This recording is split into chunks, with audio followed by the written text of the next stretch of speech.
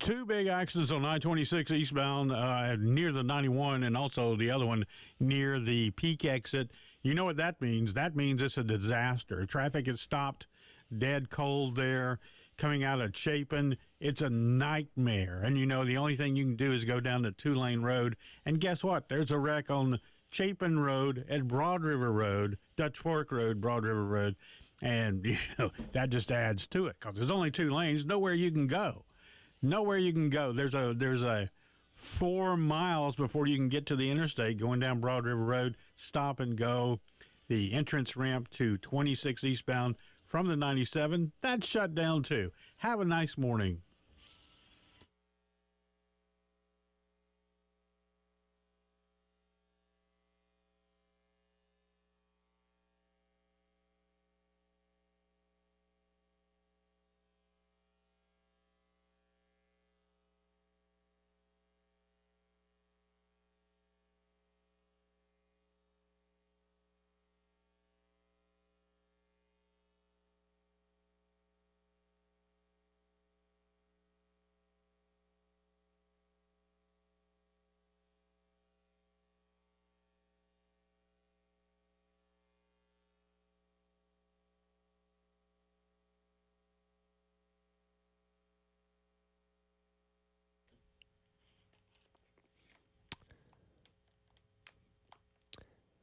Nine o'clock on your Friday morning. Welcome in. It is the Extra Point here on the game. Tyler Head with you here looking out at a very crowded downtown Columbia. A little bit cloudy this morning, but nevertheless going to be a fun weekend across all sports fronts. Got a huge baseball matchup starting tonight with number 2 Arkansas coming to town for a 3-game set. Hopefully 3 games. It is looking like it's going to rain on Sunday, so hopefully we get all 3 of those games in and feel even better about South Carolina baseball coming away from this weekend. And, of course, the spring game coming up tomorrow night, 7 o'clock out at Williams-Brice Stadium. We'll have all the coverage for you right here on the game of that game. And, the spring game is so interesting because, in the fall, well, I guess the first game of the season does have a longer build-up to it where, over the, last few weeks of August, last year we were turning our focus to North Carolina, diving into that team and kind of previewing the matchup and all that kind of stuff. And then the game gets here and then, then we kind of immediately move on to the next game after that and so on and so forth as you make way through the season. The spring game is so interesting from the standpoint of we basically have this month of buildup, the spring practices and figuring out where guys are going to be and figuring out who's going to be doing what. And, we build up the spring game, and when we get there, you just hope you learn something at the end of the night, which isn't a guarantee. It's never guaranteed when it comes to spring game that you're going to come away from it definitively knowing a lot about your team. You hope you can, but at the same time, you could still leave with more questions than answers. And there were so many questions about this team coming into the spring, just given the fact that there was so much roster turnover between guys obviously leaving for the NFL draft, guys entering the transfer portal, also just, guys that didn't necessarily work out as starters a season ago that, could be in line to not be starters this year. A lot of questions. And when you talk about spring practice, we have such limited viewing windows. And I say that we're out there, not necessarily us, guys like Gamecock Central, the media, people that do get to see practice. It's a very small window. And it's, 6 little sessions basically once a week for what they've been doing over the course of spring. So we dive as much as we can into that little bit of information that they're reporting on Gamecock Central or wherever, and trying to figure out what exactly is going on with this team and what we can expect to see coming up on Saturday night. But at the same time, that's not even, 2% basically of what happens over the course of an entire week of practice that media gets to see. So looking at guys that we think are getting reps with ones, well, that might be the case for when the media sees it, but the other however long, hour and a half of practice, they're with twos or they're doing something else. So, this is really our first chance to try and confirm what we think we know about this team and try and draw some kind of conclusion on what we're going to have this upcoming fall. Because, again, you're not going to get all the answers to your questions, but you want to at least feel better about it coming away from the game. And Terry and I talked about this yesterday, the day before. I don't remember it exactly. A lot of spring game is just instilling hope in your fan base. Now, is that the primary objective for why you play a scrimmage game in the spring?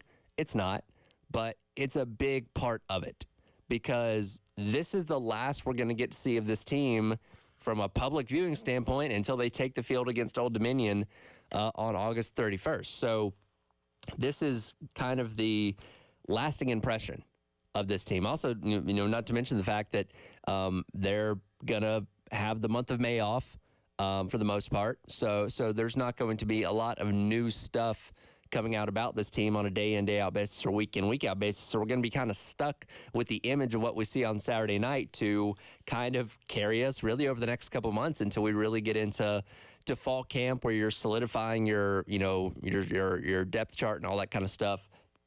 And that's when things will seem a little bit more fresh. But through the summer months, we're going to look at squarely what happens over the course of the entire spring practice, but mainly in the spring game, again, because that's what we got to see, and kind of determine what kind of year this is going to be based on what we know about this team at that point in time. And when you look at what is obviously going to be a very daunting, very tough season for South Carolina, as every season obviously is, but this schedule, when it came out in December, or when we found out the opponents even farther back than that, we looked at this and said, man, getting back to a bowl game, that might be the I don't want to say the ceiling, but that might be the reasonable expectation you might have to set for this team, because that is an uphill battle.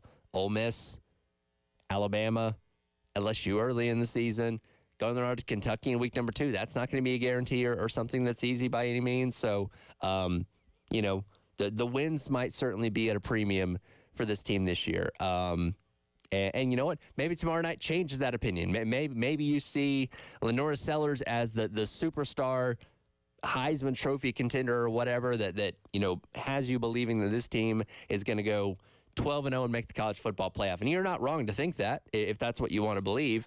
And that certainly would make for a fun season when the fall rolls around, certainly. But I don't know if you're going to see that necessarily tomorrow night. But hopefully it gives you as the individual fan, the individual listener to this radio station, I hope you see something tomorrow night that gives you a positive feeling going into this fall. Because it's easy to be negative. And last year didn't go according to plan. When you have overachieving success in the first 2 years under a head coach, your natural thought is, okay, well, that means year number 3 is going to be even better. And it wasn't. It was a step back. You didn't make a bowl game.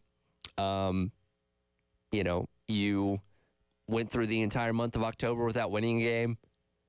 You let a couple slip through your fingers, like the Florida game, where you say, well, if we stop them on 4th down once in the 4th quarter there, then we're talking about at least going bowling, if nothing else.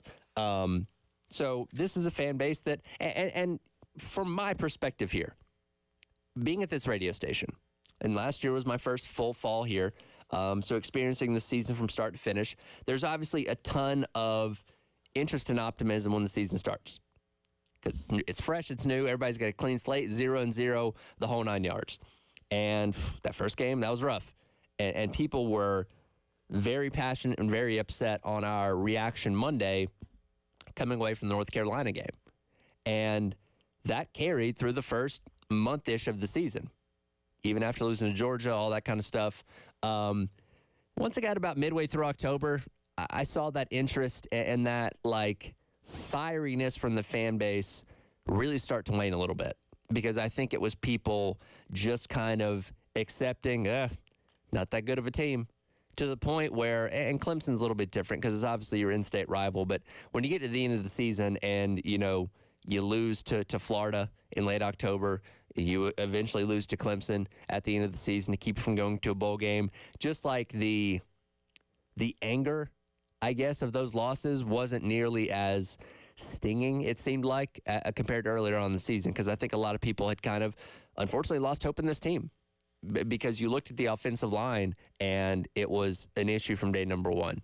The defense struggled through 2/3 of the season a year ago. And I think people just kind of accepted this team like, oh, well, they're not very good. Maybe they'll make a bowl game. Maybe they won't. I don't care. And we're just kind of checked out by season's end. But now you have the chance to start over. Have a chance to start new, start fresh. South Carolina has done just about everything it needs to do in the offseason up to this point. I mean, they had a fantastic portal haul back in December that at least started that optimism, right? Because you went out and addressed so many needs in the transfer portal across your entire roster. And some areas you didn't really need guys, but it was good to bring in more, which is, experience and talent and all that kind of stuff, which hopefully translate to great play on both sides of the ball. So I feel like at this point in time, even with all the questions we don't have answered, I'd say a lot of people are probably optimistic about what this team's going to be. And Saturday night is a chance to further confirm that optimism a little bit. A lot of that does have to do with the quarterback. Because if your quarterback is somebody that you know is a winner and somebody that you can expect to go out there and make great plays, the rest of the team should hopefully fall in line behind them. But if we come away from tomorrow night saying, oh, God, Sellers, Ashford, Bevel, Reno, they all look bad, then that optimism is certainly not going to be as high. And again, you can't take everything away from what you see tomorrow night because it is just a one-game, not even a game, a scrimmage game sample size. When we've had scrimmages the past 2 Saturdays out at Willie B that we didn't get to see as public, today's the last practice, but there will have been 14 other practices that South Carolina will have done over the course of the spring where guys had the opportunity to show what they could do, show their development and all that kind of stuff that the coaches are very aware of. You're not going to see, regardless of how tomorrow night goes, I don't think you're going to see Shane Beamer or any of these coaches pulling their hair out because a particular player had a bad spring game. You know what I mean? If they know that guy has performed well enough over the course of the entire spring and Saturday night just doesn't go his way, well, it's like, okay, well, in that scenario, it didn't go how we wanted it to. But the rest of the spring, everything has looked, looked great. But hopefully it'll be a fun night. The weather's looking pretty good for tomorrow. Sunday's not great, which, again, likely will have an effect on baseball. But for tomorrow night, good weather for the spring game.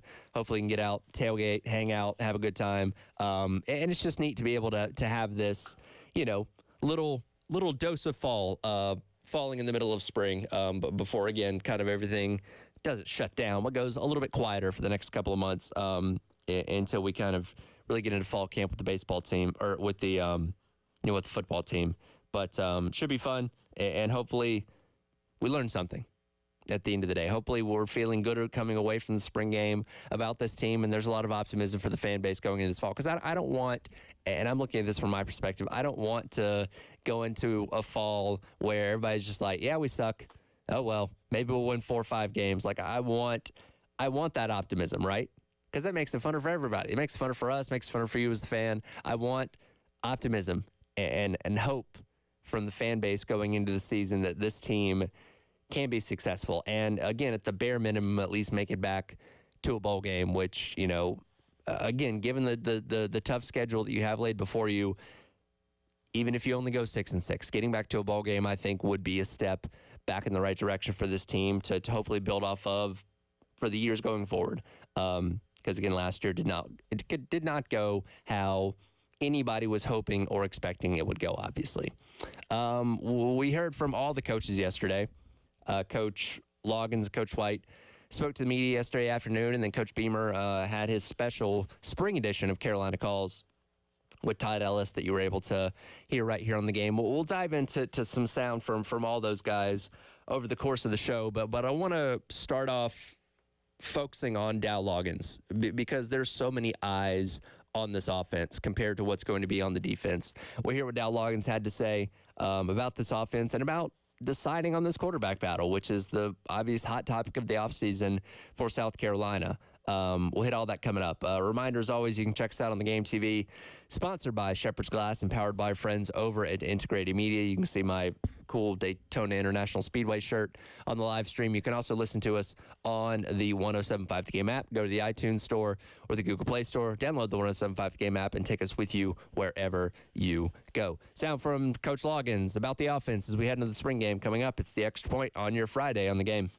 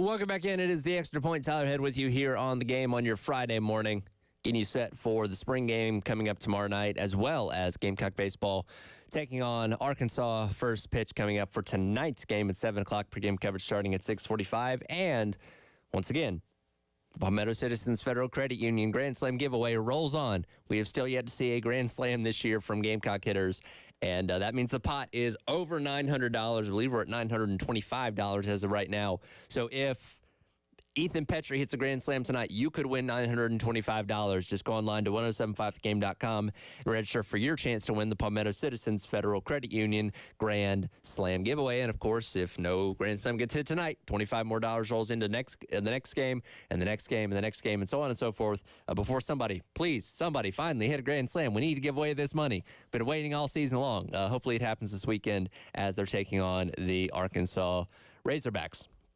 Jump back in the conversation about spring football.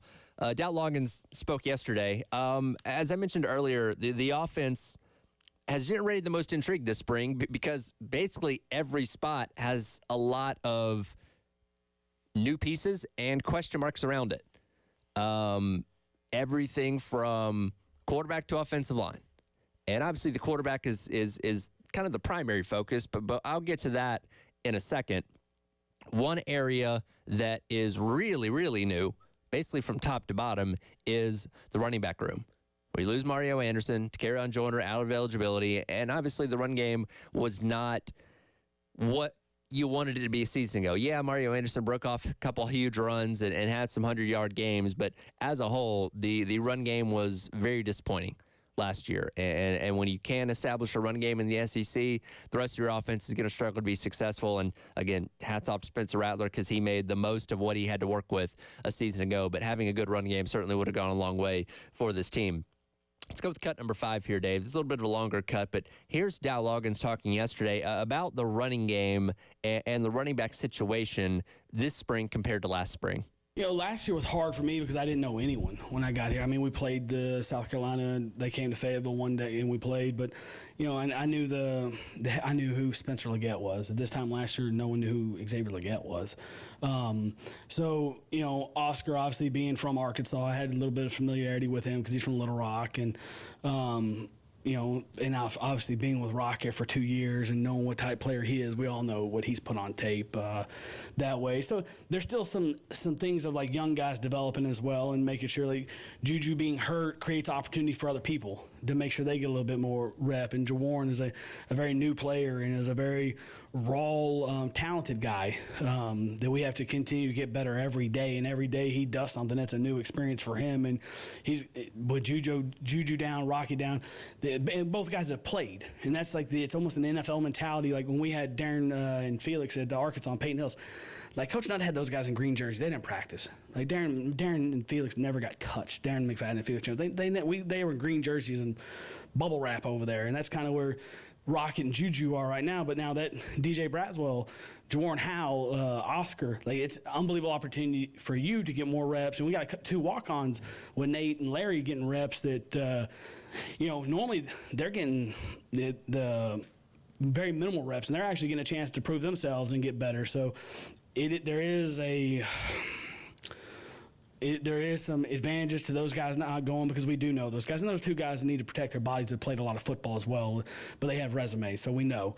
And getting these other guys reps is definitely going to help them. So we know a little bit more about those guys. And we've had a couple live situations, which for running backs, you really can't tell until you put the ball down and it's live because, like, does he break that tackle? Does he make that guy miss? Like, you guys have been at practice, and everyone's like, the defense is hooping, hollering, and like they're saying that stuff with Lenoris and Robbie, and all of a sudden when it's live, it's like, you know, last Saturday, Robbie or Lenore shrugs, like the defensive end's about to go hit him, and like he shrugs him off and takes off running. It's like watching KJ 2 years ago at Arkansas. But so there's different things like when it's live that you get to see from these running backs, which has been good.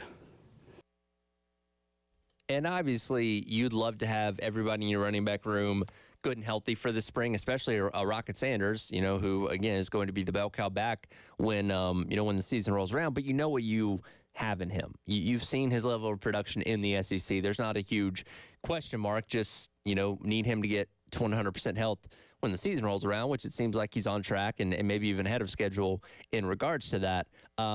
Juju McDowell, also somebody that's just been around for a long time, kind of know what to expect with him. So nothing in the spring I think would necessarily surprise you. But when you look at Oscar Attaway, when you look at Jawarn Howell, when you look at Matthew Fuller, or not Matthew Fuller, but DJ Braswell, who's coming back for a second year, these are the guys that are benefiting from taking those extra reps. And Braswell, again, was used sparingly a season ago, but if he wants to take a big step up in year number 2, needs more reps and needs further development. Again, Jawarn Howell coming from FCS and Oscar Attaway coming from Group of 5 at North Texas. These guys are going to have to get up to speed with playing in the SEC and getting more and more reps against the likes of, Boogie Huntley and Debo Williams and first-team guys on defense and going head-to-head with them. That's going to help them. And, hopefully have them ready to go by the time the fall rolls around. And I think everybody's very excited about what Oscar Attaway brings to the table and him being a complement, kind of that second back to what Rocket Sanders is going to be able to do this fall when he gets back to full strength. So again, that's an area where it's not as healthy as you'd like it to be, but compared to where you were a season ago, where you're like, well, we don't have enough guys in this room, let's make the Carry-On Joyner a running back. And, you were expecting that to be a temporary holdover and ended up being a permanent thing because you couldn't find any other running back in the transfer portal.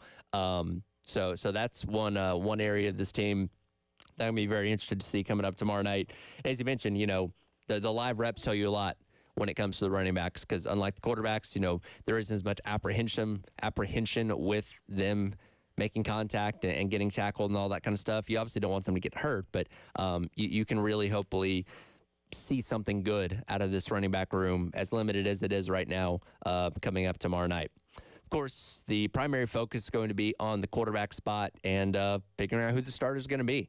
It seems like 2-horse race between Lenora Sellers and Robbie Ashford, and from every indication we've gotten so far in the spring, Lenora still has the edge, but sounds like Robbie's doing a pretty good job and coming along with that development that he was hoping to get here, that he was not apparently getting at his prior stops at Auburn and at Oregon. Dow Loggins cut number 1 here, Dave, on the timeline yesterday of naming that starting quarterback. Really good question, and we could probably spend 30 minutes on it. There's advantages to both. We've had 13 practices, so guys have had good days, bad days, continual growth. You're going to have that. The advantage of doing it is if you did it early, well, then everyone knows who it is. It's also, you still got a whole training camp in the summer, so what happens if, one of these young kids are all of a sudden the new guy, is a little bit better because he's been through it all, and the second time executing it, he's better at it. So, you evaluate everything. We've had 13 practices. Obviously, we're not ready to do that right now. We're semi-pleased where with everyone's at, but there's a long way to go with all of that. The disadvantage is this. Most of the time, the locker room knows who the best guy is, but based on practice anyway, or they have their own feelings of that. And to be honest, most of the time the locker room knows before the coaches know, because it is their team. The good teams are led by the locker room. And the disadvantage to not naming a guy is there's still 5 quarterbacks out there, and it's like, hey, who do we follow? Who do we lead? And it's the mentality of do your job. Do your job. Like that. Keep the main thing, and worry about the things you can control, and same with those guys. So we're not there yet. We've had 13 practices. We have 2 left. So at some point, Coach Beamer and myself and the rest of the offensive staff will sit down and talk about this. And again, it's an ongoing process. If Lenore Sellers goes out there and sets the world on fire tomorrow night and Darby Ashford struggles, I don't think that means they're going to be naming a starting quarterback come Monday. You know what I mean? It's a process going to continue to play out over the summer and maybe into fall camp. And again, there are advantages to not naming the starter, as you said, but there's also disadvantages, like the leadership aspect. Because again, the quarterback's the most important position on the field and on the team. So you kind of want to know who's leading the charge there as best you can. But again, these guys in the locker room, they know what's up.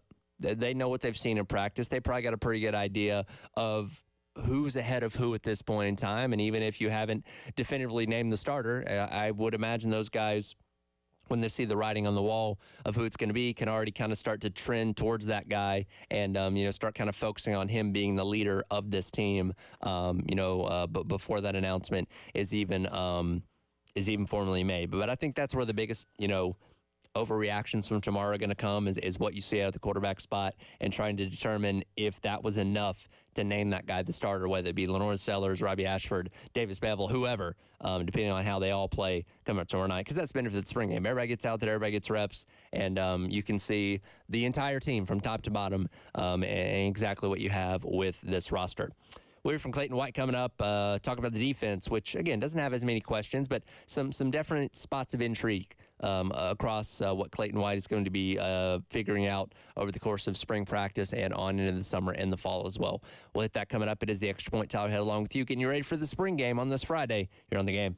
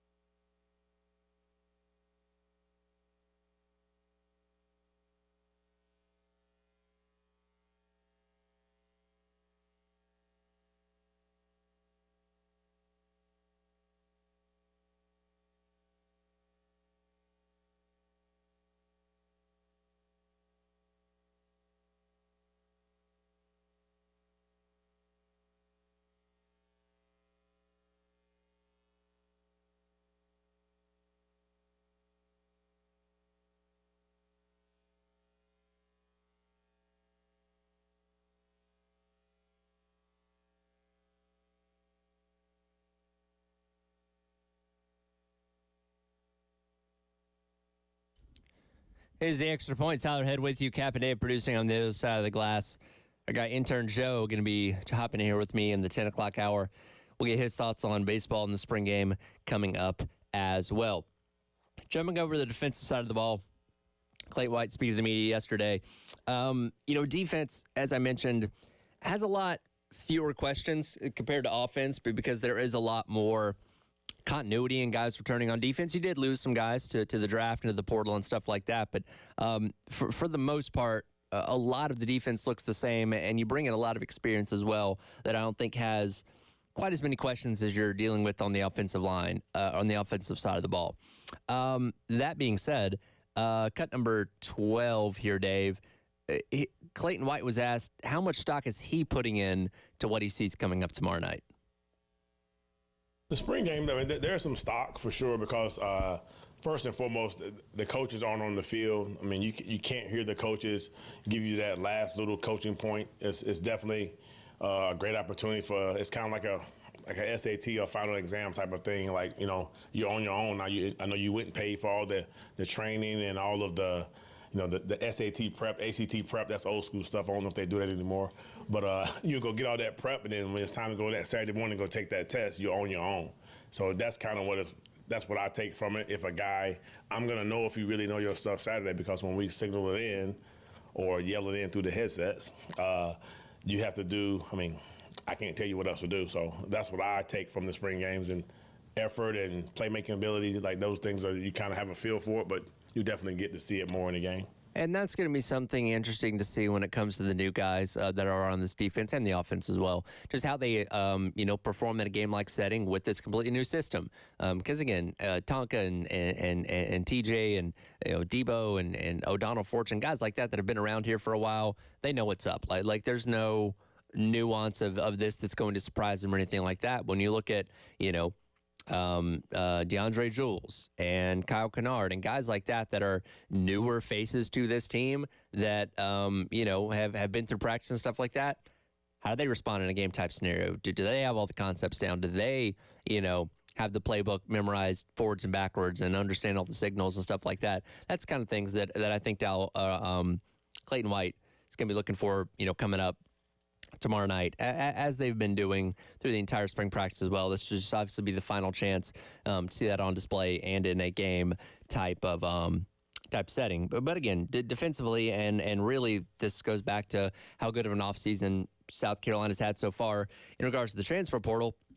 They've done a really good job of shoring up just about every spot on this defense. And when you look at depth, compared to where they were at a year ago, it is a night and day difference. I look at the linebacker room. And yes, you did have to deal with the injury of Mo Kaba a season ago. That certainly didn't help in your linebacker spot. But, it really seemed like Tebow Williams and Stone Blanton never left the field until you got later on in the season and you started to see, more of Bam Martin Scott, getting on the field when they were going to that 3-3-5 defense and stuff like that. But Pup Howard, who came as a true freshman a year ago and we had high expectations for, we thought he was going to be very successful and was going to be able to come in and make an impact. He got on the field, but didn't really do anything of note.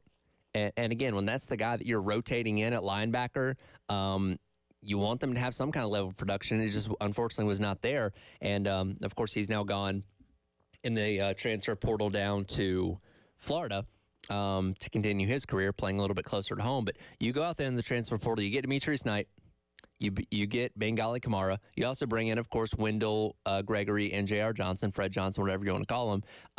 And we've heard great things about those guys. Like, it sounds like those guys are getting up to speed really, really fast as far as the freshmen go, and could potentially have an impact, in a significant role coming up this fall. But they don't have to be. You know what I mean? You've got 4 very capable linebackers with a ton of experience in Williams, Bam Martin Scott, Demetrius Knight, and Bengali Kamara. We'll see what happens with Mo Kaba. He's going to give it a go. Fingers crossed. Hopefully, best of luck to him that he's able to get to that full bill of health and be ready to go when the fall rolls around. Jordan Willis, somebody else that again kind of gets lost in the shuffle, transferring over from Ole Miss, a season ago, but he's there as well. Assuming everybody stays healthy, I'll knock on wood for that. Assuming everybody stays healthy, you're going to have that depth at linebacker that you want. And yes, Debo Williams is a grinder. He's the Iron Man of the defense, never wants to leave the field, but you can rotate him out if you need to. Give him a rest, give him a break, and put in Kamara, put in Knight, well, however the combination is going to end up looking to keep that area of your defense really fresh. Same thing with the defensive line. Because, again, you got Tonka, you got Boogie, you've got Nick Barrett, you've got T.J. Sanders, all these guys returning that have been there and done that with the South Carolina team so far and are well ingrained in the system. You have DeAndre Jules coming in from Pitt. You got Jerome Simmons coming in from junior college. Monkel Goodwine coming in from Alabama. Just adding to the depth of this team. Jamal Weiss also in that room as well. So you just have a ton of depth, and it's really going to be about figuring out how you split these reps between these guys more than anything else. Again, knock on wood, assuming everybody stays healthy. And it's a good problem to have. It's good to have so many options that you're having to figure out, okay, how do we divvy up these snaps, and looking around and saying, all right, well, we got 3 guys that we're going to have to figure out how they're going to, end up doing the work of 5 guys or something like that a different team might have. So again, you are very deep in these rooms, and you're very experienced in these rooms as well. Now, yes, you're going to have to certainly address the defensive line, coming up in the offseason because you're losing a lot of guys. Same thing with the, but overall, you've got a ton of depth. Same thing with the edge room as well, which, again, the edge spot got completely lost in the shuffle a year ago because it just was not all that productive. You have Elijah Davis coming back for another year. Brian Thomas, JT Gear, again, another year for them. Desmond Umeozulu, who was highly touted coming into season ago. What's his development going to be like in year number 2? And then you also go out, you bring in Kyle Kennard, who's played a ton of football. You bring back Gilbert Edmond, who's already been in your system before. And then you bring in a highly touted true freshman in Dylan Stewart. So you just have so much depth in this room that, again, and hopefully changing this concept on defense of maybe bringing in more of that 3-3-5 compared to the 4-2-5 that you ran a season ago is going to prove to be beneficial for your edge spot where you can get more heat on quarterbacks that you just weren't able to do quite a whole lot a season ago. And, again, you have the depth there. So between the 7 guys on scholarship that's going to be coming off the edge, you hope at least one of them pops, right? You know what I mean? Like, you have depth, you have talent, you have experience in this room that, based on law of averages, you should have more production from that room this upcoming fall. And that's, some area as well that I think we're all going to be keeping our eye on coming up tomorrow in the spring game. And then trying to figure out who your other cover corner is on the back end of the defense. That's really the question mark, right? It's you got O'Donnell Fortune, who's been around, got one side of the secondary locked up. Who's that other guy going to be? Is it going to be Judge Collier? Is it going to be Vakari Swing? Guys we've heard a lot about, Emory Floyd. Guys we've heard good things about. Who's going to separate themselves and establish that role to take over for what Marcellus Dial is leaving behind? That is going to be the big question mark. That. Again, I don't know if we get that answer tomorrow night. It may give us a little bit more of a glimpse on who that could be, depending on who's taking reps, when, and where. And also could be something South Carolina just looks in the transfer portal for. If they aren't completely satisfied with what they see and feel like they can get a better option out of the portal, maybe you do that as well. So, again, that's really the biggest question mark on this defense is who that second cornerback spot's going to be. Everything else, a lot of depth, a lot of talent, a lot of experience, which is good to see, and hopefully will bode well for South Carolina this upcoming fall. Mind you, once again, Craft Beer Card is back. Head online to 1075thegame.com. You can spend $30 a brewery at 12 different craft beer locations. It's a $360 value, all yours for just $79. You can go online to 1075thegame.com, click on Sweet Deals to purchase your Craft Beer Card. We'll jump over to baseball. Coach Kingston talked to the media yesterday as well, previewing this huge matchup with the Arkansas Razorbacks. We'll jump into that coming up. It is the Extra Point. Tyler Head along with you here on this Friday on the Game.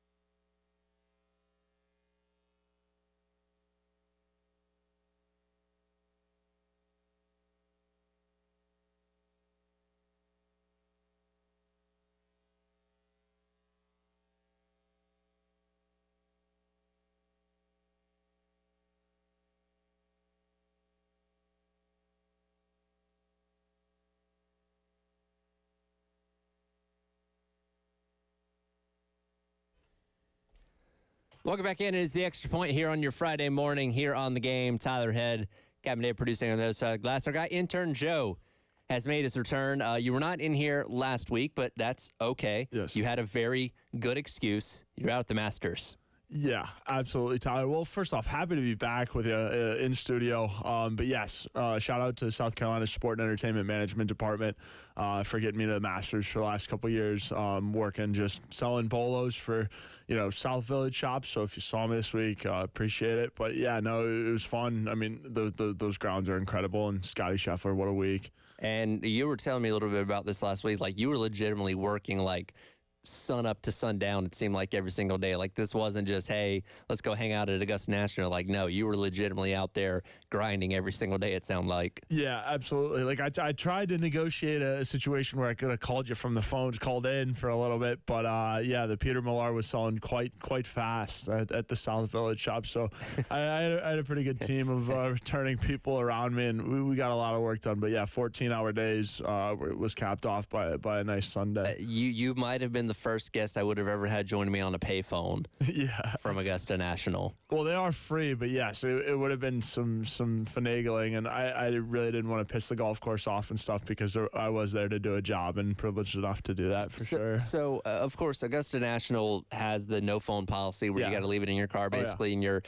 and that's the beautiful thing about watching the Masters is nobody's looking down at their phone, everybody's in the moment, enjoying what they're seeing, the beautiful scenery, and obviously the amazing golf. I've heard so many different perspectives on like the no phone thing from like the first 30 minutes. You're like, oh my God, what am I going to do? You're checking your pockets, and then you kind of hit a point where you're just like, this is the greatest thing ever. I'm never going to use my phone again. Like, what was your experience with that? It's the best, but the only thing I did miss was obviously staying up on all of the South Carolina news and everything, in the sports world I was kind of disconnected for. It took a little bit to kind of recap.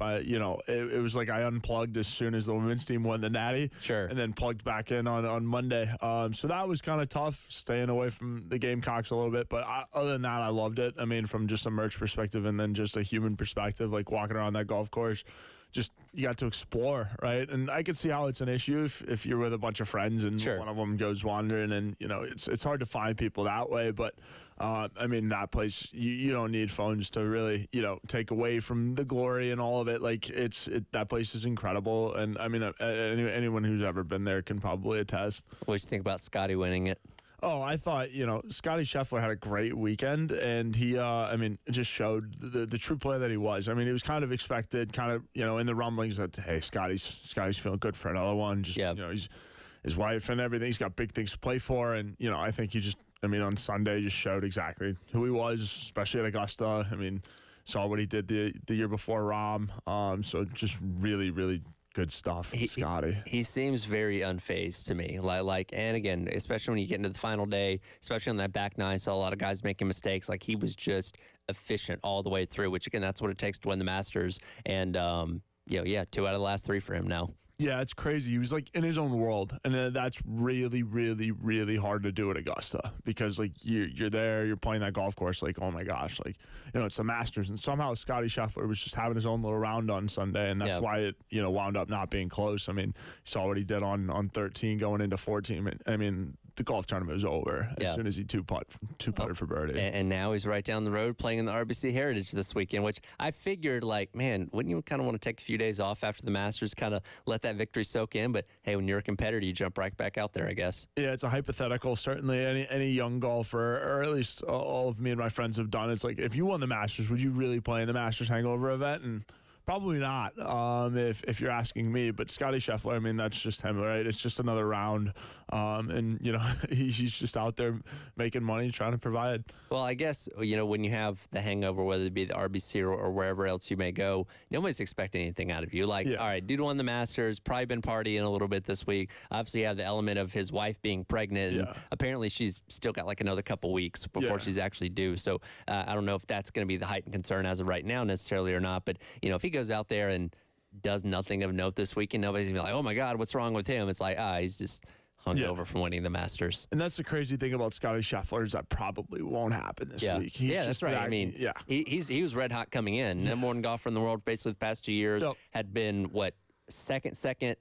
first, second, and then won the Masters in the past 4 tournaments. Yeah, I mean, he's ridiculous. And again, like I said, the most impressive part about anything on what he did on Sunday was that he was just in his own little world, right? Having his own little round, just focused, and, got to celebrate and whatever. I think he said in one of his interviews, like, the best part about one of the golf tournaments is 5 minutes afterwards. And then, Right. I'm getting yanked and everywhere, and then it's over. So, Scotty's, that's what makes him so good. And, I mean, he's going to keep winning. So you were obviously locked up at the Masters, but over the weekend, the Gamecock baseball team went down to Gainesville, won there for the first time in over a decade as far as taking the entire series. Obviously getting back into the swing of things this week, going down the Citadel, getting that win as well. A very, very good week for Gamecock baseball last week, leading into a huge matchup this weekend with Arkansas. Yeah. Oh my gosh. A massive win on the road at Florida. I mean, Florida got all the talk because of Cags and the 500-foot homers. I mean, He hit another homer last night, Yeah. night before last. Yeah. It's like on an 8-game streak now. It's ridiculous. Yeah. And they're all like 480 some odd 500-foot bombs. And, rightfully so, right? A guy like that is going to get all the hype. But shout out to Gamecock baseball for going down there and taking 2, right? They jumped on Florida early in that Friday game. I don't think Florida was ready for it, and just controlled the series from then on out. And I think, it's kind of how they have to play a little bit this weekend, alluding into it. Big matchup again coming up. The Arkansas Razorbacks, number 2 team in the country. First pitch coming up tonight at 7 o'clock. Pregame coverage starting at 6:45 right here on the game. Coach Kingston talking to the media yesterday. We'll get some of his thoughts as he previews this matchup with the Razorbacks coming up this weekend. Hour number 1 of the books. Another hour to go. It is the Extra Point. He's intern Joe, Cap and Dave producing on the other side of the glass. I'm Tyler Head with you here on the game.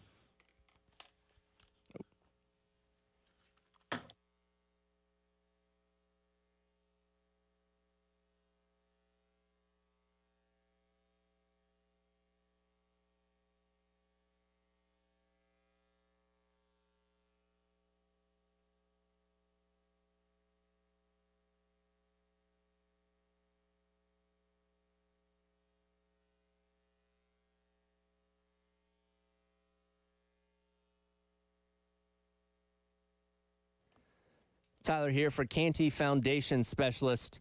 I know, I say it all the time. You probably don't pay a lot of attention to your home's foundation. Most of us usually don't, but you need to keep an eye on things going on around your home, especially if you start to notice some things that might be a little bit odd. Things like cracks in your exterior brick, cracks in walls or above windows and door frames, doors and windows that might be a little bit sticky, uneven or bouncy floors, or cracks over your garage door. If you notice any of these problems, any of them at all, you could have serious foundation issues with your home.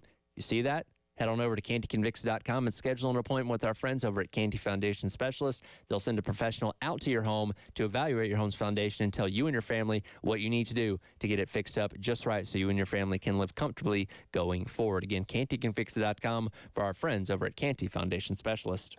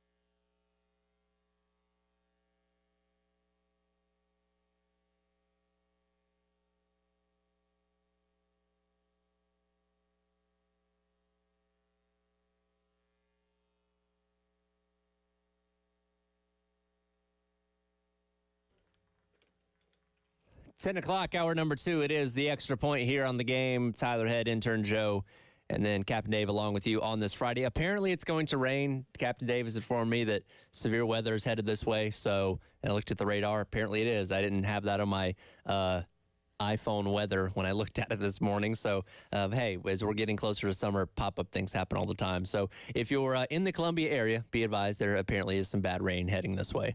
Yeah, shout out to the early game. I was aware of some possible rain earlier this morning. So, yeah, I was alert. Wasn't sure if it was going to be any bad or not. So, yeah, shout out to Captain Dave for the intel too. Well, hopefully the rain clears out by 7 o'clock tonight so we can get game number 1 in between South Carolina and Arkansas. And it appears based on the radar that is going to be the case because it's a huge series for the Gamecocks. Very big series. And this season's been kind of weird, right? It has. Because you've went into this past weekend against Florida at 6-6 in conference play. You had obviously only won the one series against Vanderbilt. You managed to continue to win Sunday games to avoid getting swept, so that's good.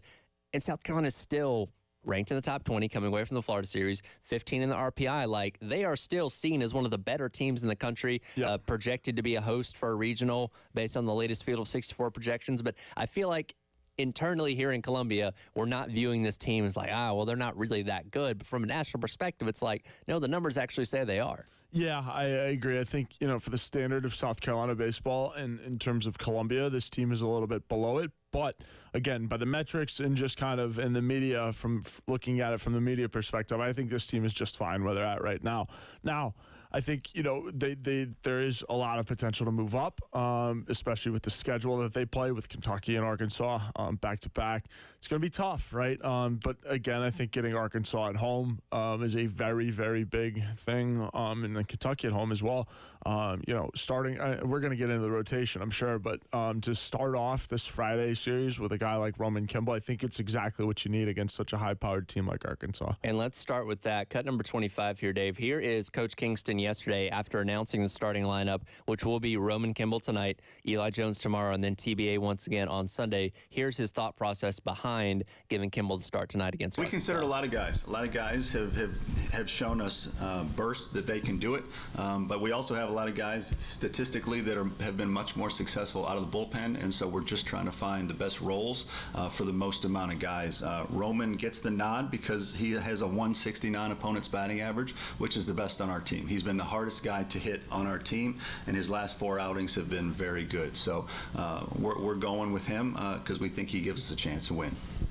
And Roman Kimball's such an interesting case, and you probably have a particular interest in him, given the fact that he was at Notre Dame prior. Obviously didn't get to play last season. We heard all the hype about what he could be coming into this year, and was decent through his first couple of appearances early on in the season. But that Ole Miss series, where he did get the start on the weekend, went sideways for him. Yeah. And then I think it was the Alabama series, he didn't travel. I think that's when he met with the sports psychologist to kind of, get himself back in the right frame of mind. These past couple outings have been good for him coming out of the bullpen. I think he has earned himself the right to have another start. Yeah, absolutely. No, I'm all for Roman Kimball on Friday, and again, all for the mental health. And I think as a pitcher, when you pitch with that much fire, you really need to dial it in. You need to channel it the right ways. And so, shout out to Roman for doing everything possible to try to find the best channel and outlet for that, because he is really good when he's on, and he needs to be fiery, and he needs to have a little bit of energy in it to pitch really well. And Kingston said that Kimball has some of the best stuff on the team, right? Mm-hmm. And so when you are going up against such a high-powered offense and all of the hype surrounding Arkansas, you need a guy that's going to, rally the hype on your side. I'm not saying Eli Jones wouldn't.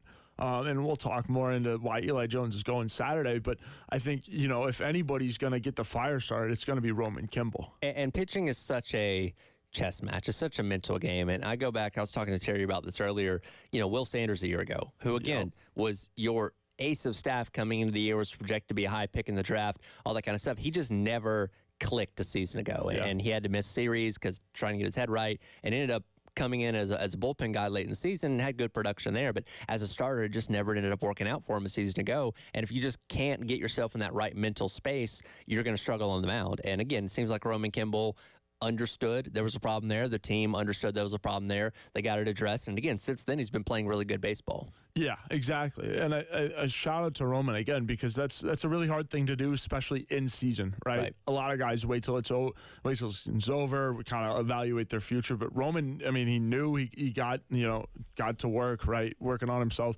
So that's huge. And I think he certainly deserves his chance. He's been pitching really well as of late. So why not? And tonight's a night to go out and have a day, right, against Arkansas. Everyone's going to be watching, and it's going to be a pretty big game tonight. And as you mentioned, Eli Jones going to be starting coming up tomorrow. Again, he's the usual Friday starter. But with the way that this series is going to go, I understand what they're trying to do with Eli Jones. He's obviously your most consistent guy. He's the only one that's been the same starter throughout the entire season so far as your weekend rotation goes. Yep. You know what you expect with him. Yeah, he's probably going to give up a couple hits. Typically, though, his level of runs given up pretty low. He's going to go 5-6 innings, get you a lot of strikeouts. So you know what you have with him. And again, allows you to hopefully preserve some arms on Saturday to give you a full go on Sunday where you could be playing a rubber matchup. Yeah, exactly. No, and I think Eli is a steady Eddie. He's perfect for that Saturday role. And, he's great for Friday. But, again, Kimball just brings so much more spark, so much more energy.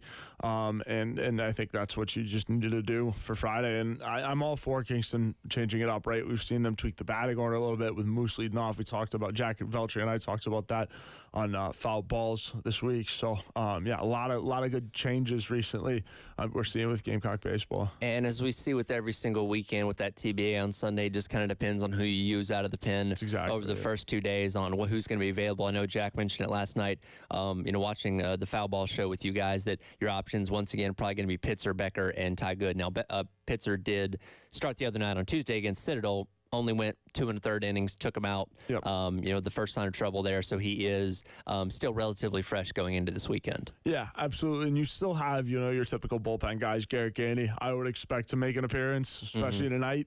When you have a guy like Roman Kimball that's as fiery as that, to have Garrett Gainey come out of the pen for you. Who's fierier, Kimball or Gainey? I think Garrett Gainey's got the edge, but Roman Kimball has a very good chance to show me tonight that he's more fiery. And I think the other night for Garrett Gainey was huge because he was able to come in those last 2 innings, shut things down to preserve the win for South Carolina against the Citadel. And you saw that fieriness, that confidence come out of him after being able to win that game, which, again, and I was the president of his fan club through non-conference play. Dude was completely lights out, with the exception being that one home run against Clemson. But everything else was great. And they got in conference play and just something wasn't clicking. And again, that was the Citadel the other night, a team that's been struggling a whole lot. But from a confidence standpoint, that's the exact outing you needed to see out of him to hopefully bolster this confidence going forward to wrap up the regular season. Yeah, exactly. No, and we've been talking about this all season, Tyler. I mean, this pitching staff has a lot of high energy guys, high emotion guys coming out of the pen. And you need that. You really do, especially when you're playing at a place like Founders Park. This place will get into it. They will start clapping as the inning goes along and you come down to your final out. So if you can tap into that, you're going to be the better pitcher. On the other side of things, coming up tonight, one of the best pitchers, not only in the SEC, but the entire country, Hagen Smith, getting the start for Arkansas. Cut number 27 here, Dave. Here is Coach Kingston talking about taking on the lefty Hagen Smith. I think last weekend showed what we're capable of. We scored 28 runs on the road at Florida, so I think that shows what we're capable of. Hagen Smith probably will be the first pitcher off the board in this year's Major League Draft, so I look at that as a tremendous challenge, and I think our guys do as well. Paul Skeens came in here last year with all the same notoriety, so I think it's a great challenge. That's why the SEC is so exciting, because you get opportunities to play against the best. He clearly is one of the best, and I think our guys will be excited for the challenge. And he's 100% right on that. And again, this is a guy that's going to go likely in the top 10 of the MLB draft, has had legitimately the best ERA in all of college baseball this season. Tons of strikeouts, not a whole lot of walks, and a very low batting average for his opponents. And it's going to be a challenge for the South Carolina offense that does seem to be clicking a little bit better than they were a little bit earlier on in the season, but they're going to need to put their best performance on tonight if they want to win this game. Yeah, and Kingston brought up Paul Skeens coming in here last year. I talked with Jack again last night on foul balls, and it has an eerie similar feeling to that LSU game, right? Mm-hmm. There's weather, right? There could be potential delays. I don't know, and you have a firecracker on the mound. I really, really like, kind of the energy going into this one against such a high, prospect pitcher. The Skeens comparison is very interesting because I think when we just kind of think back on it in general, you think, oh, well, South Carolina really knocked Skeens around in that game. Not necessarily. No. Because you did have the weather delay after 3 innings, and I went back and looked. You did have Petrie hit the home run against him, and then Wimmer hit one in the 3rd inning of that game. He still had 8 strikeouts through 3 innings. Like, Skeens still went out there and performed very well, and if the rain delay hadn't happened and he was able to pitch as usual 5, 6, 7 innings, it could have been a different story. Fortunately for South Carolina, he was only able to pitch 3 because of the delay. He had to start going to the bullpen, which LSU's bullpen wasn't all that great a season ago.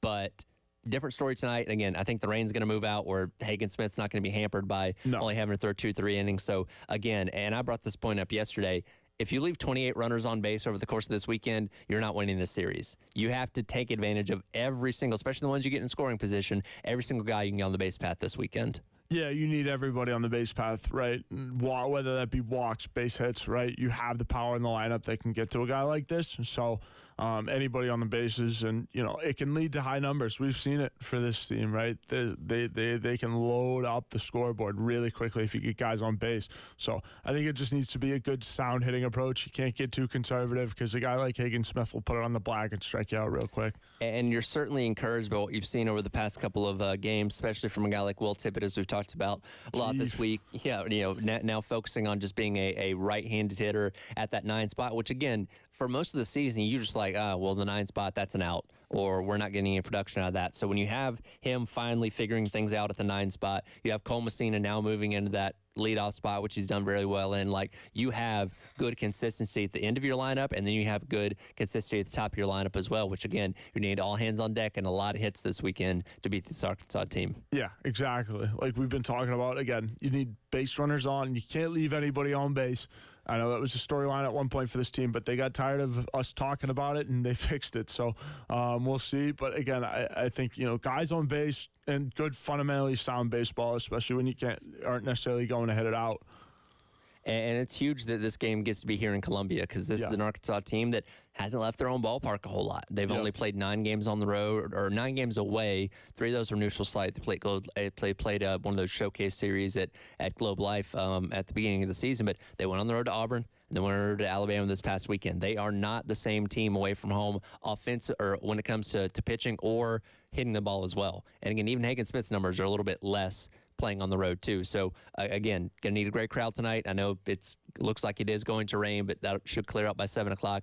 And that audience at Founders Park is going to play just as big a role as the guys on the diamond this weekend. It's gonna be electric, Tyler. Happy SEC weekend. Big SEC baseball is back in town. So get excited. Pack Founders Park because I'll be out there. I'm sure it's gonna be an electric atmosphere. Yeah, and you've got roughly a month to go in the regular season. And again, you're sitting in a good spot. You're top 20 in the rankings right now. You're being projected to host a regional, and you have the opportunity over these next couple weeks. And look, are you going to go sweep Arkansas, Kentucky? Likely not. If you can come out of there with even splitting 3-3, I think you'd still feel pretty good about yourself, facing legitimately 2 of the best teams in the entire country. Yeah, I think splitting's I think the bar, right? But then, it goes up from there. I think this team, again, playing at home is the biggest thing.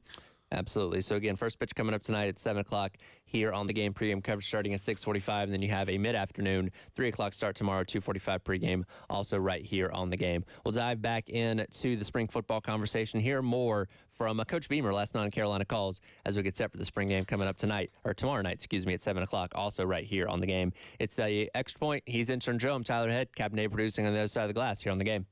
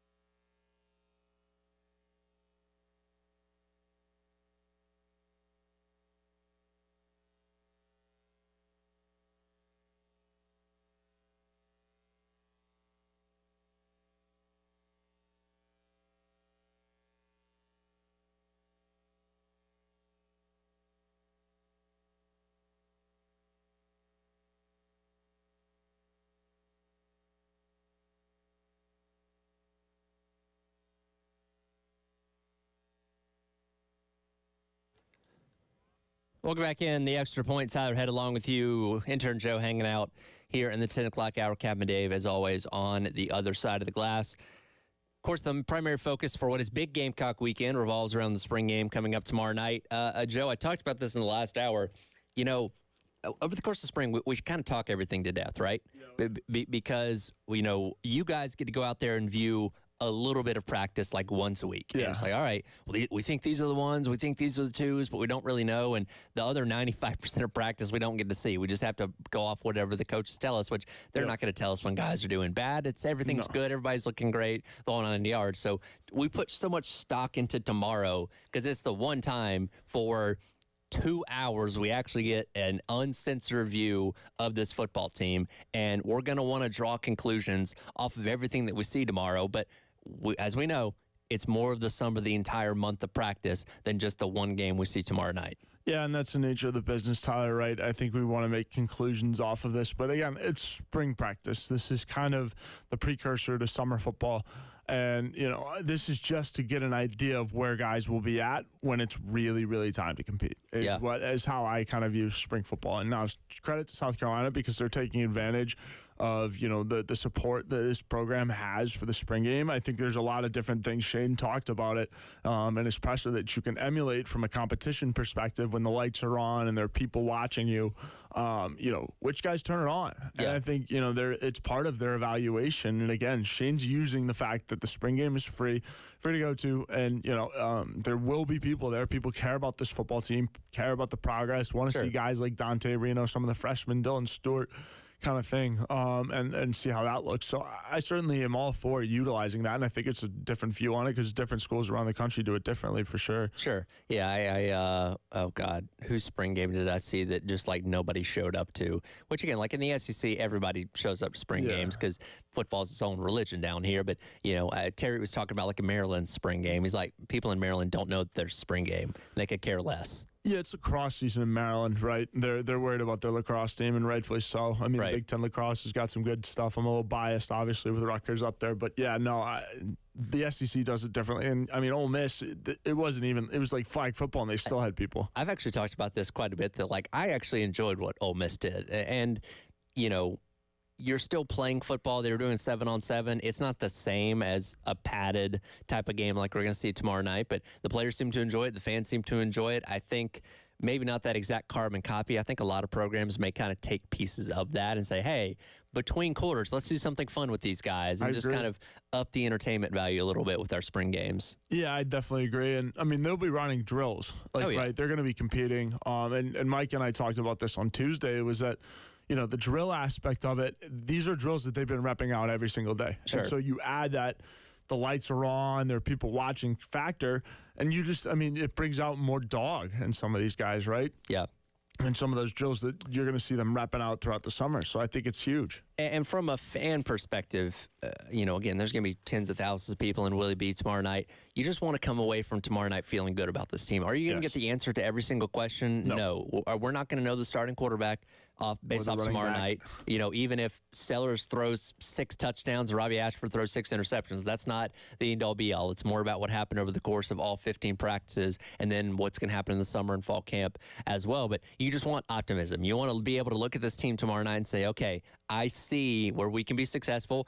Going to see some things that need to be worked on. Going to see some things that need to improve, obviously. But you just want an overall feeling of optimism heading into what's going to be an extremely challenging fall. Yeah, absolutely. And again, like you mentioned, no one's going to be named the starting quarterback, but you should have a better idea, right? Yeah. And Dowell Loggins talked about the leadership role. I heard you guys cutting into that as I was driving in. But yeah, like it's going to be really, really interesting to see, you know, who feels the most comfortable in the pocket and which guys this team feels most comfortable being led by. And again, it's only going to be a small sample size because it's the spring game. And like I said, it's a precursor to summer football, but here we are. And I think, and we've talked about this a lot, I think Lenore Sellers would have to look very bad overall to lose the job because he's likely a few steps ahead, having already been ingrained in this program. And yes, Robbie Ashford comes in having starting experience from being at Auburn, you know, before coming here. But Sellers ingrained in the system. You know, Dow Loggins already kind of knows what he has in him, and Robbie Ashford is trying to get up to speed with everything as of right now. So again, I think it's Sellers' job to lose at this point. But again, we're not going to know the official starter for a while. Yeah, no, we're not going to know till about there's a good chance they call it early in summer ball, but I have a feeling they're going to drag this thing on. Yeah. Just for, the gamesman's sake, and to have a quarterback controversy, it helps with the news. Yeah. And Loggins brought up a really good point. There is a downside to that, to where, a quarterback is always going to be seen as a leader of your team. And if you don't have that established leader until 2 weeks before the season starts, that can resonate with the rest of the team. But at the same time, most guys in the locker room kind of know which way it's going to go, and they can tell before the coaches make an announcement, like which guy is going to be the guy and which guy's going to be the backup. So that may end up even being a non-factor at the end of the day. Yeah, and that shows me Dowell Loggins has seen a lot of football, right? To know that, and just like that quarterback is going to be decided when you walk in the locker room, you get a pulse, right? And that shows he's a player's coach, knows exactly what the situation is, and for Loggins to know that and then trust that too, I think is big. But yeah, I mean, Delo's football mind, we could sit here and talk, for 20, 30 minutes, its own hour, if you will, about how smart Dowell Loggins is, just from a football perspective. But yeah, no, I firmly agree with that take, and it's a really, really good one, and it shows that he's listening to his team. Absolutely. On the defensive side of things, I don't think we have nearly as many questions. Again, you're trying to find out who that other corner is going to be opposite of O'Donnell Fortune, and you have Judge Collier, you have Bakari Swain, guys like that. Maybe go and address that in the transfer portal. We don't know, but you feel pretty sure about what you have on defense. It's just going to be more about figuring out who's the ones, who's the twos, kind of dividing the reps, because you have so much experience, especially on the front of your defense, between the defensive line, the edge, and the linebacker spot. You just have a ton of guys that have played a lot of football, and figuring out, okay, what's our best combination of these guys in our starting roles when the season rolls around. Yeah, exactly. A lot of deck shuffling on the defensive side, right? Just kind of figuring out which guys fit in where. You have, a couple clear-cut starters, Nicky Minwari, Debo Williams, Boogie Huntley, Tonka, but then you also add in guys like, you've got Kyle Kennard, you have these freshman linebackers that are being raved about so much, and personally, I think, Debo Williams is a perfect guy to bring in, a guy like Wendell Gregory, two guys that are just mad about football. And so I think it is one of those things where you're just shuffling the deck, just trying to find the best combination of players in the right spots. Dylan Stewart's certainly going to get some looks as well. So it'll be interesting. I think on the defensive side of the ball, what you have. You just got to figure out where. Between offense and defense, is there one particular player you're interested in seeing tomorrow night that, maybe you haven't gotten a good look at yet? Yeah, I'm gonna go on a limb here and say Dante Reno. Okay. I think, because obviously the talk of Lenoris and Robbie is going to be the thing, but last year around this time, it was Lenoris that was kind of stealing the show. So I think, it would be a really good opportunity for Dante to kind of go out there and show just kind of what he's made of. And that's kind of what the spring game's for, right? I think, because by the end of it, we're going to say we didn't get to see enough of the starters. It's always how it feels after a spring game, regardless of how long that they actually play. But I think, because towards the end of it, Dante's certainly going to get a look.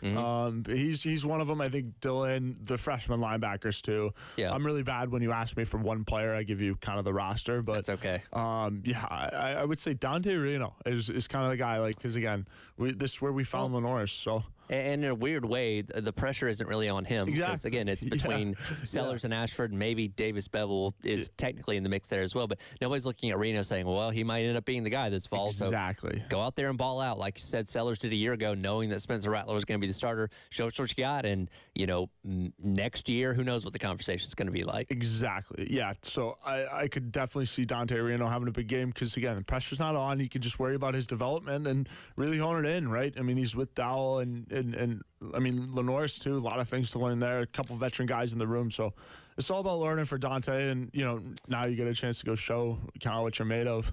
For sure. And as the spring practice comes to an end for South Carolina, they'll jump right into the dealings with the transfer portal coming up at the beginning of next week, as the portal did open up this past Tuesday. Coach Beamer did speak on the transfer portal and the complications of balancing that in spring practice. We'll get into that coming up as the extra point rolls along. He's intern Joe. I'm Tyler Head. Captain Dave producing on the other side of the glass on your Friday here on The Game.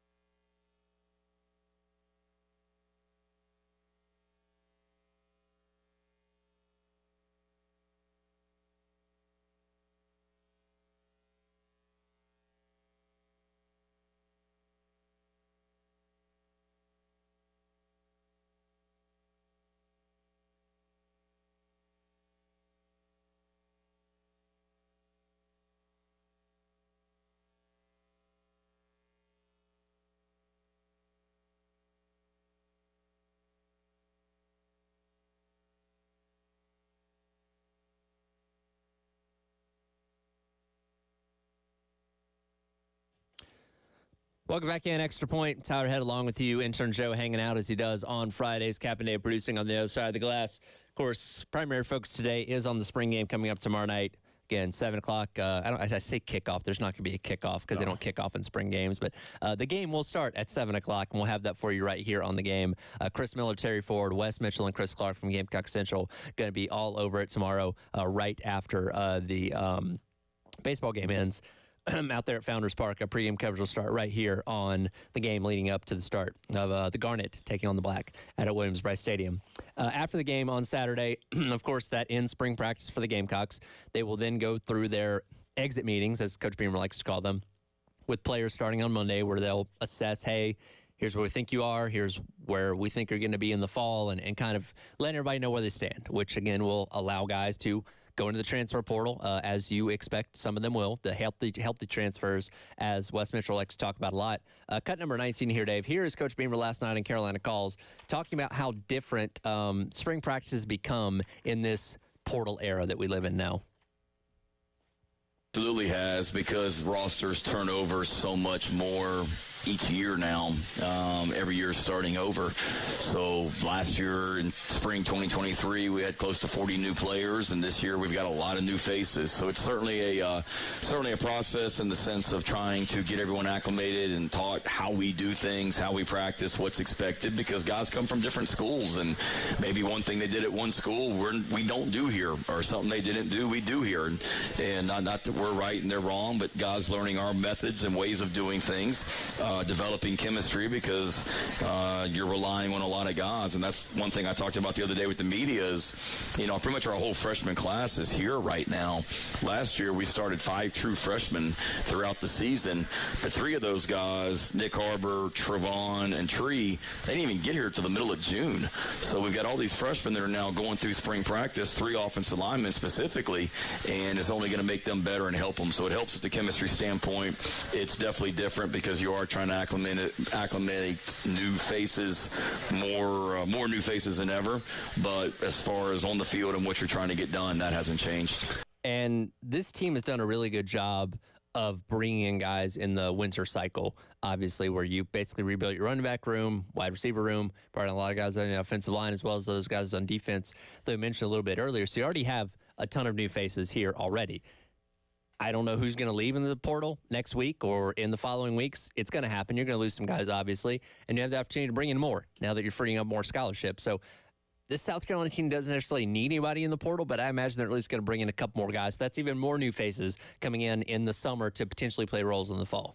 Yeah, and as of right now, no big faces necessarily leaving as of yet, as Intel is lined up and as everyone has said.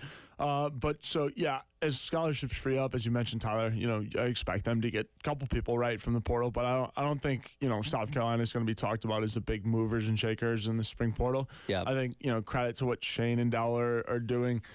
Just the way that they are bringing in guys when they are bringing in guys, in the winter windows allows you to have a full spring, right? I think that's the biggest thing, and we'll see what happens with the spring window. But I personally don't think it's gonna be a whole lot. Yeah, and here's the thing: if South Carolina got nobody out of the portal this spring, as long as again they don't lose anybody of high production over the next couple weeks, you'd still feel fine about this team.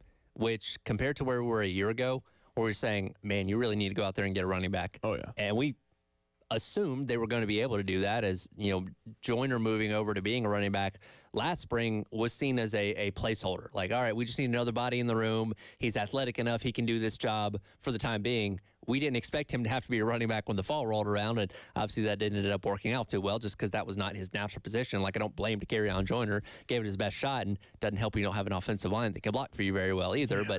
But, the running back room, again, is very deep right now. Rocket Sanders, you're going to get him back when the season rolls around. So, you know what to expect out of him. Juju McDowell as well. So you're feeling good there. And, again, could they go out and maybe get a cover corner if they don't feel what they have is the best options going into the fall? Sure. But even if they got nobody in the portal in this spring cycle, you'd still feel good about this team, I feel like. Yeah, absolutely. And it all does kind of depend on what you lose, but so far so good on, kind of intel and what they are losing. I don't think it's any really big losses so far yet. and I don't expect there to be. It is kind of a weird situation with how the portal is open and spring games are still going on. It's just kind of the way Shane did it, with the scheduling and everything, but we'll see. Well, Shane, of course, you mentioned it last week. You're either going up against the Masters or you're going up against the Heritage. So he chose the latter of going up against the Heritage. So, yes, that does put you theoretically a little behind with the portal. But as he mentioned, look, they got guys, they got staffers that their entire job right now is scrolling Twitter and seeing who's going in the portal and pulling up their tape. And Loggins mentioned this yesterday, which, by the way, you were there at the presser yesterday. You weren't yesterday. You saw it, though, right? Yes.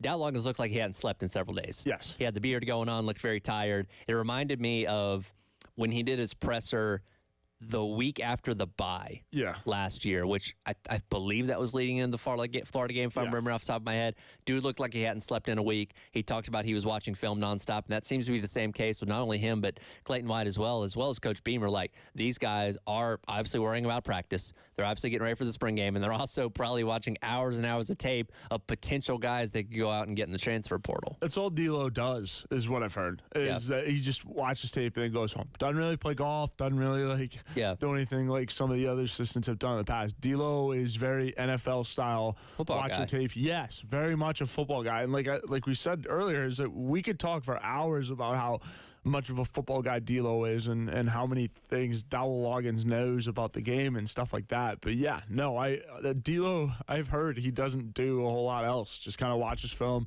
and just loves football, right? Loves the game enough, or just watches his film and then goes home. Well, that's the kind of guy you want as your offensive coordinator, playing some kind of important role in your team. And again, last year the offensive line wasn't great. The running game wasn't really set up for success from the get-go. So I'm very interested to see how Dow Loggins' offense looks in year number 2 with a completely different style, because you're going to have a different type of offense with Lenora Sellers or Robbie Ashford compared to what you had with Spencer Rattler a season ago. Feel better about the running back situation. If everybody can stay healthy on the offensive line, that should be better. You got a lot of talent at wide receiver that you're kind of figuring out how to divvy up those reps as well. So this fall, if nothing else, should be a step forward compared to a season ago. Yeah, with the way the roster looks on paper, most definitely, right? I think you have more depth in a lot more spots. And again, depending on what you lose here in this recent portal, we'll see what they restock on, like we mentioned. But on paper, this roster looks better than the one last year. Yeah. And knock on wood here. Because you want the offensive line to stay healthy again and everyone to stay healthy again. But on paper, this roster looks great going forward. And again, from a fan-based perspective, that's what your biggest takeaway from tomorrow night is, hopefully, is just optimism.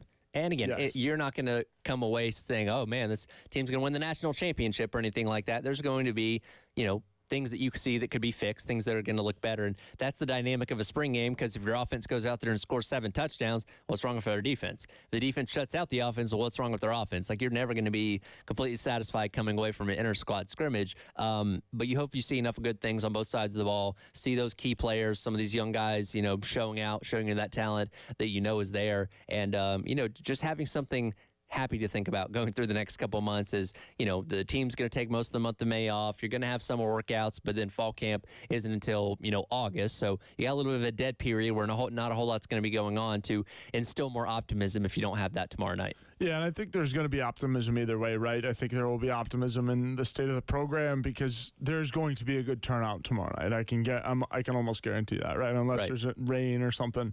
But even throughout the rain, Gamecock fans have shown up. They'll stick out. Yeah, exactly. So I think there's going to be a lot of optimism just because you're playing yourself, right? There is no drawbacks or anything like to where, if one side of the ball plays well, there's optimism on that side. You can't really lose this game, right? Right. So we'll see. But I think the team's having fun with the draft and all that stuff. So it should be a pretty good night on Saturday. Speaking of the draft, and before I let you get out of here, I do want to ask you one question, because next Friday, when we talk again, we'll have already had the first round of the NFL draft. My Chicago Bears. Does Xavier Legette go in the first round next Thursday? Yes, I think so. I do. I think the talk's been crazy. I think he goes to one of the better teams, kind of at the bottom of the first round. I mean, RG3 has been hyping him up all over the place on Twitter, and rightfully so. Shout out to RG3 for getting our guy up there. RG3 also hyping up Spencer Rattler earlier on this week. Very high Shout out to RG3, on a couple man. Gamecocks. Yeah, shout out to RG3 for being really high on the Gamecocks. I'm all for it. These are two guys that certainly deserve recognition. Spencer Rattler, a lot of people know who that kid is, but Right. Xavier Leggett, I'm happy for the two guys. They're gonna make all of us proud. How do you feel about Caleb Williams to the Bears? Have you made peace with that? You're good with it? Yeah, absolutely. He's our quarterback now, the Gen Z quarterback. I'm with it. You know, he's my age, so I'm at that weird point where, like, you know, somebody my age is in pro sports. I know it's leading my franchise. It's a weird dynamic. It is weird. But Wait till you get to my age and those guys are younger than you. Yeah, I'm not ready for that. But yeah. So I mean, Caleb Williams, our guy, and then hopefully, I mean, I don't know. There's some talks about trading around for Joe Alt, so I wouldn't mind that. Well, we'll let you get out of here. When we do see you again next Friday, we will talk about the NFL draft and see how the first round did go. Hopefully, talking about Xavier Leggett being drafted at some point during that first round. He's intern Joe. I'm Tyler Head. Captain Dave producing on the other side of the glass. It's the Extra Point here on the Game.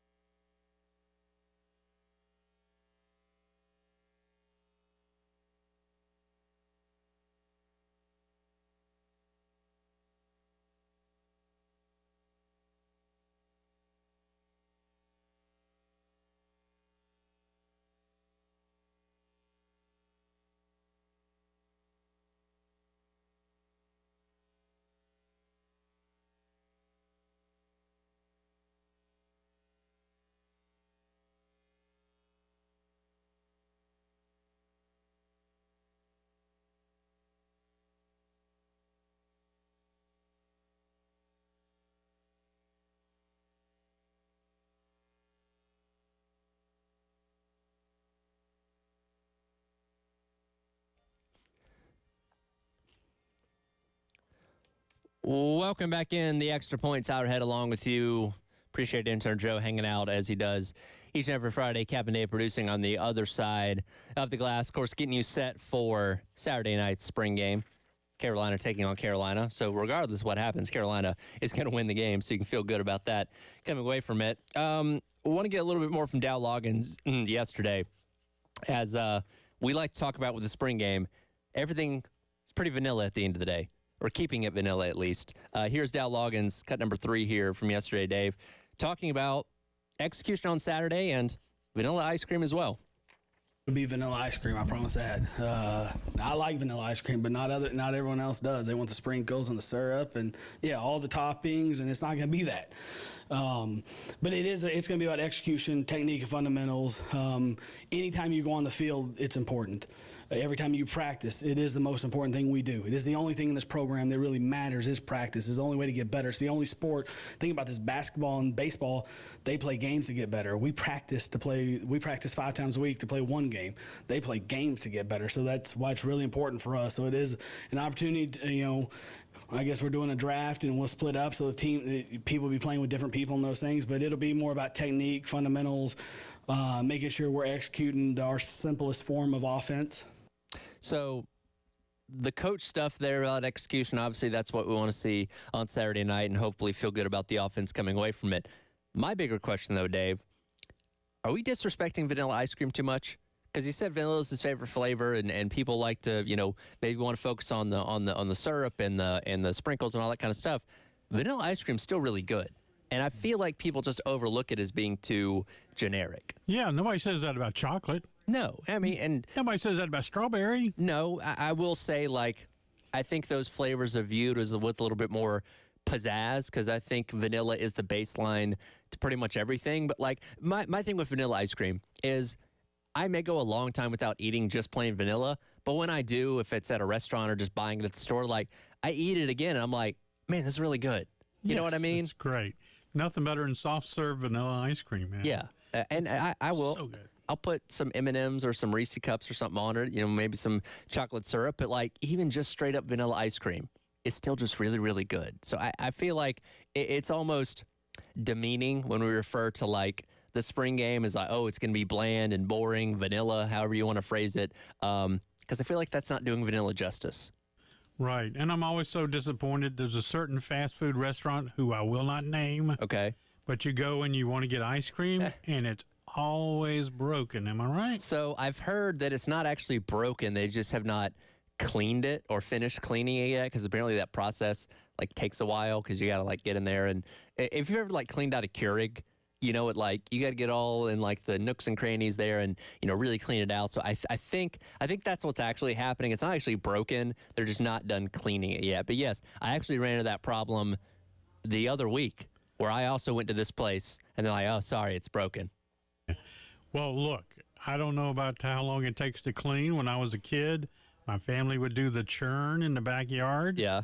Didn't take that long to clean that because we would just eat it all out of there. I tried making homemade ice cream years ago. I was probably still a kid at that point in time. I messed up at some point with the rock salt. I think because you put the salt in the bag with the ice, and I think the internal bag was open because the ice cream ended up tasting really salty. I think that was the last time I attempted to make ice cream. Yeah, but it's the greatest thing. You should try it again. Do it right, because you're doing that in the backyard in the summertime. It's fantastic. That sounds like a Bluebell commercial, to be honest with you. Yes. Summer comes. I think my parents have one of those, I feel like we got one for Christmas and just put it in the attic and never used it. So maybe I should tell them to go dig it out of the attic and we can use it. Well, he had one. My dad had the old turn by hand one. Yeah. He refused to get the electric ones. Right. Then, of course, after 5 minutes, he would go, "Hey, Dave, come over here and turn this thing." Yeah, and then he'd go in the house. Your arm starts hurting. Yeah, exactly. So let's do it right. Get the electric one. That's what I'm saying. Do you still make homemade ice cream, Dave? No, but my cousins do. When I go up to back to my hometown, man, they have 7 or 8 churns going because there's so many of them. Now, is it just basic flavors, or they mix it up and have different kind of stuff? It's mainly vanilla. Okay, well there you go. See, I love ice cream. I don't eat it frequently, but when I do, I like Rocky Road.